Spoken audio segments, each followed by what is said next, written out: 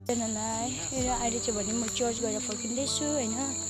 अनि विशेष गरी है आज सन्डे होइन, बिहानी चाहिँ मैले भिडियो हाल्नु पाइनँ। अनि अहिले चाहिँ मैले भिडियो बनाउँदैछु। अनि चर्च चाहिँ सक्यो, किन आज हाम्रो आमा सेवा पनि थियो नि त।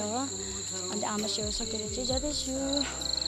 अन्त विशेष गरी जाँदा जाँदा मलाई बाटोमा के भन्नु मन लागेको भने होइन, अब हामी परमेश्वरको छोराछोरीहरू होइन, कतिचोटि हामी बोल्दै गर्दा, हामीले सुन्दै गर्दा, हामीले कति ठाउँमा हामी बोल्ने तरिका हाम्रो गलत हुन पुग्छ होला सायद होइन, सुन्ने कुरा पनि गलत हुन पुग्छ। तर हामीले गलत सुनि पठाउँछ कतिचोटि।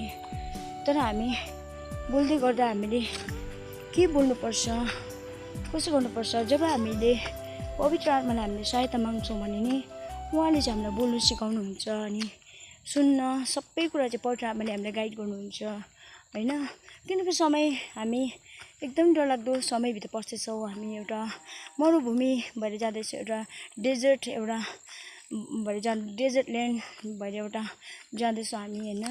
त्यो बिचमा पनि तपाईँ र म बोल्दै गर्दा, तपाईँ र मैले कति कुरा भन्दै गर्दा हामीले पवित्र आत्मालाई सहायता मागेर भन्नुपर्ने हुन्छ है। र म तपाईँलाई के भन्छु भने, प्रभु हाम्रो परमेश्वर चाहिँ अनुग्रहित परमेश्वर हुनुहुन्छ। उहाँले कहिले पनि आफ्नो छोराछोरीलाई शरममा पार्नुहुन्न, लाजमा पार्नुहुन्न। अनि हरेक बिहानी चाहिँ उहाँ चाहिँ जब उहाँलाई पुकार्छौँ भने नि हाम्रो हरेक यात्रामा सफलता पुर्याउने, अनि हरेक बोलीमा हामीलाई सुधार गराउने, अनि हरेक सुनाइमा हामीलाई ज्ञान दिने चाहिँ परमेश्वर हुनुहुन्छ होइन।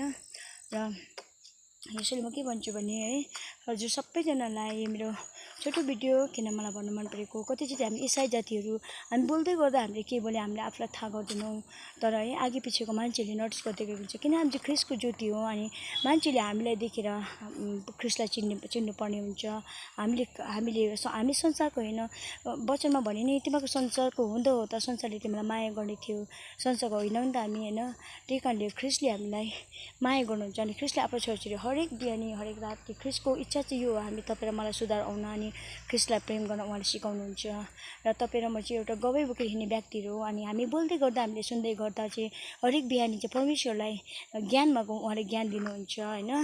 र यति नै मेरो भिडियो है, मैले बाटोमा आउँदै गर्दा भन्नु मन लागेको कुरा है। र सबैजनालाई bye bye, God bless you all. यो मेरो छोटो भिडियोमा हजुरलाई म स्वागत गर्दै यो भिडियोलाई म यति स्किप गर्दैछु। नेक्स्ट भिडियोमा भेट्नेछु, बाई।